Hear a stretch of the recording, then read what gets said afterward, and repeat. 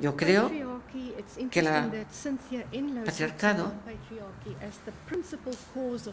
bueno, se menciona muchas veces como la principal causa de brotes de violencia en la sociedad. La comunidad internacional, una de las razones por las que la comunidad internacional no ha encontrado una solución a largo plazo para estos conflictos es por el patriarcado,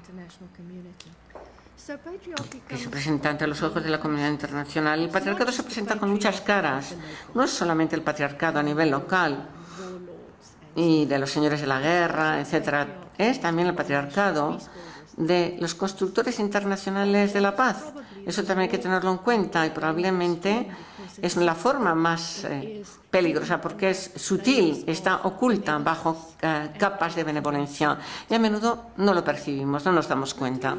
Volviendo entonces al tema del feminismo africano, ¿por qué el feminismo africano es algo híbrido? ¿Por qué es distinto de otros feminismos? Pues por dos razones en particular.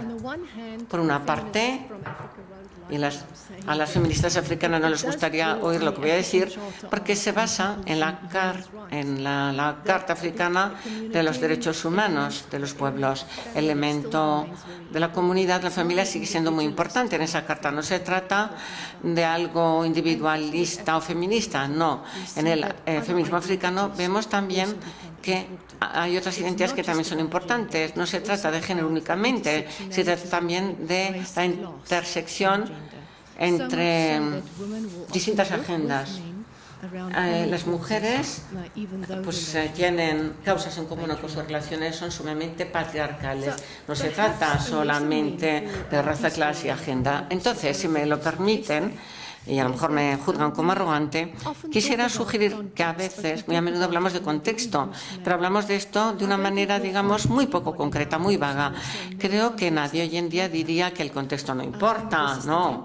Este es el mantra hoy en día, pero a lo mejor hemos dejado de pensar que estamos dejando de pensar en el contexto al hablar cuando se trata de la ejecución y no del contexto cuando hablamos del punto de partida. Por lo tanto, cuando se prevé construir la paz, el contexto tiene que basarse no solamente en las fases finales, cuando se ejecuta, sino también en los supuestos normativos. Yo sé que me dirán que eso es bastante utópico e idealista, pero sí, bueno, y que esto es un discurso académico, pero vamos a ilustrar por qué. O sea, al hablar de Ruanda, de una historia de éxito en Ruanda, las mujeres, después del genocidio, pues sí, la verdad, cambiaron la ley de la herencia y hicieron grandes avances en ese sentido, pero en la actualidad vemos que Ruanda cada vez es más autoritaria.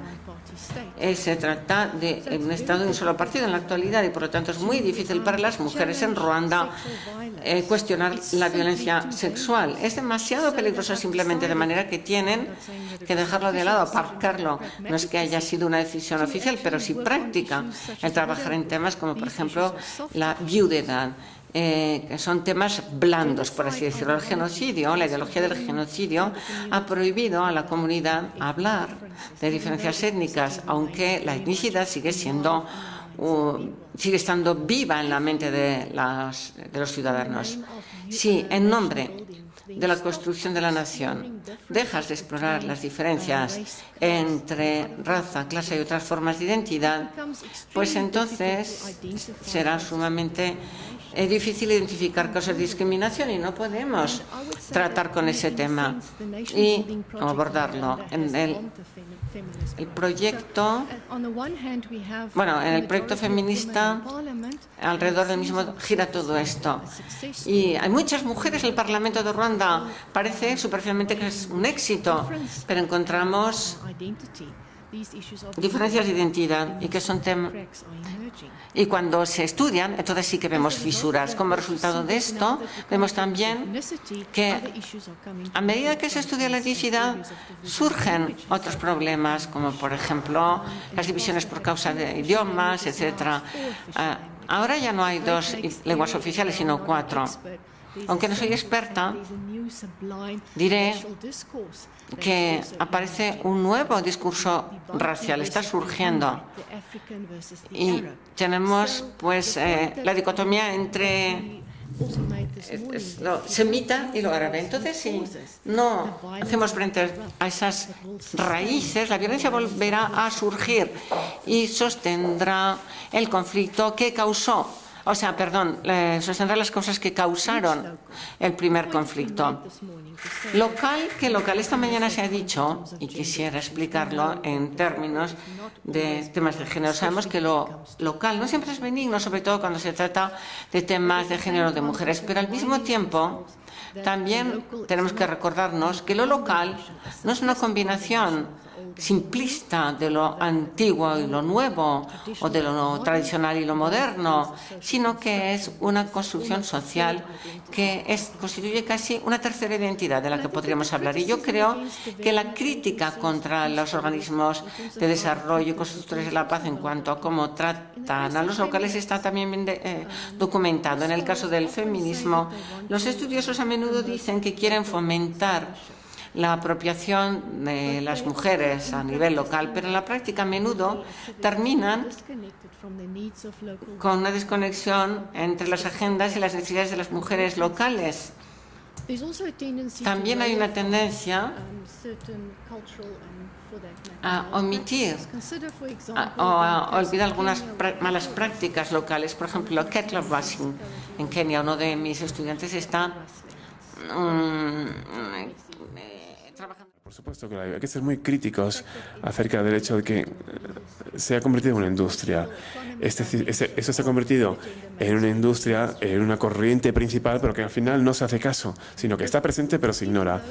Y pese a que la resolución de las Naciones Unidas 1325, yo creo que en su esencia es un documento muy radical, con intenciones muy radicales, realmente se ha convertido en parte de una institución que al final se ve impulsada por un marco liberal de resolución de problemas, con los papeles, con lo que es en el que se dice que las mujeres se incorporan a puestos a través de cuotas e influencias. Así que hay que romper ese sistema y atravesarlo. Si conseguimos hacerlo, podemos pensar que hay futuro. Y por eso creo que es muy importante plantearse esto que digo yo de esa corriente principal de género, que me lleva a mi argumento principal, que no es si deben incluirlas o no, sino cómo se están incluyendo las mujeres dentro del marco de corriente principal del género. La definición de este gender mainstreaming o corriente principal es una equidad y también de diferencias y desventajas. Tengo que sacar ese punto que no me gusta, pero creo que hay una conexión perversa entre el motivo de la adopción de la resolución 325 y la falta de avance en su implantación, precisamente porque tenía intenciones radicales. En el fondo es radical, pero los decisores masculinos en Naciones Unidas quizás no entendían realmente la intención radical de esta resolución, y por eso se aprobó. Bueno, no digo más en ese sentido.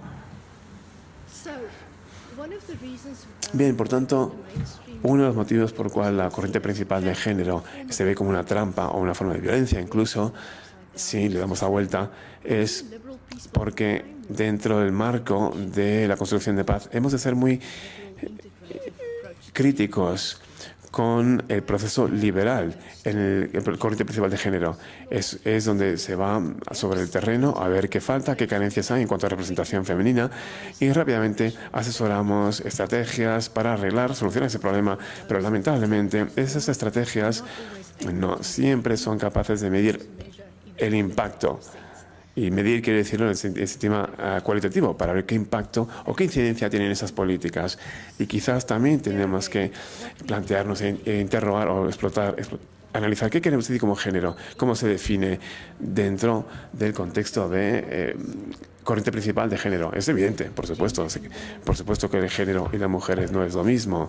Muchas veces las intervenciones en pro de mujeres lleva a ciertas consecuencias no intencionadas, como por ejemplo hombres que quedan en el paro. Así que eso hay que tenerlo presente también. No solo son las mujeres las que son vulnerables, los hombres también son sometidos a violencia sexual, etcétera.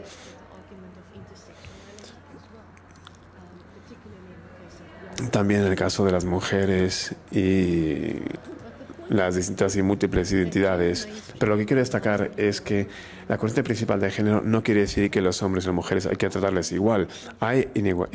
Donde no hay igualdades, hay que tener una intervención positiva en cuanto a asignación de recursos para que se pueda plantear y solucionar el problema. Y aquí es donde se incorporan los elementos estructurales, no solamente una solución rápida. En Kosovo, por ejemplo, las mujeres también querían listas abiertas para las elecciones, de manera que pudieran asegurarse una rendición de cuentas para las distintas demarcaciones. Pero eso no cabía dentro del modelo de cuotas. Yo creo que el sistema de cuotas puede tener un lugar, pero es una solución rápida y yo creo que hay que hacerlo muy en relación con otras soluciones, como es, por ejemplo, tumbar las barreras, etcétera. Planes de actuación a nivel nacional, que hace más o menos 4 o 5 años que lo tenemos. Creo que es muy pronto ahora mismo decir que la implantación de estos planes y sus resultados. Así que prefiero hablar del contenido de estos planes de actuación. Actualmente hay 16 planes, que yo sepa, 3 de África, de Costa de Marfil, Liberia y Uganda. El plan de Uganda destaca, personalmente creo, porque ha incorporado también la violencia de género, que de hecho la resolución 1325 no lo aborda, y la resolución 1820. La resolución 1820 ha sido incorporada a la ecuación de estos planes de actuación en Uganda. El plan de Liberia es un buen ejemplo de una sociedad civil, participación de la sociedad civil en un proceso muy complejo para que también fuera un proceso de abajo arriba, es decir, mujeres locales en situaciones rurales y también las organizaciones de mujeres. Y he preparado un documento para la conferencia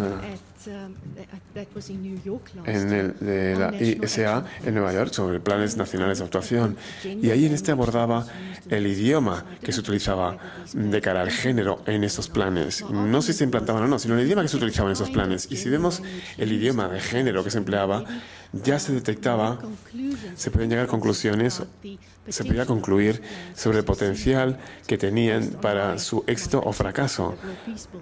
Y eso era en función también de mis críticas vertidas hacia la construcción de una paz liberal. Y en otros planes hemos visto también un cambio en el nivel de su sofisticación. Los nuevos planes tienen muchos indicadores y sistemas de evaluación y herramientas de control, pero he de decir que eso no creo que sea mejor. Más justificado no quiere decir que tengamos mejores resultados. Así que creo que necesitamos una vara de medir mucho más fina, afinada para poder medir los resultados y desarrollar otros criterios. Por ejemplo, en estos planes, ¿hasta qué punto los planes realmente privilegian no solamente derechos políticos, pero también socioeconómicos? Y, por ejemplo, ¿qué papel juega el presupuesto de género? Y si el plan también tiene en cuenta el solapamiento de identidades, ha tenido en cuenta la incidencia, encaja también o qué tipo de lugar tiene la dinámica local. Y, por ejemplo, ¿cuál es el papel de la seguridad? Y aquí he intentado desarrollar un índice de 1 a 3, para tener una sensación de si hay más seguridad humana o una combinación de ambas, seguridad estatal o seguridad local.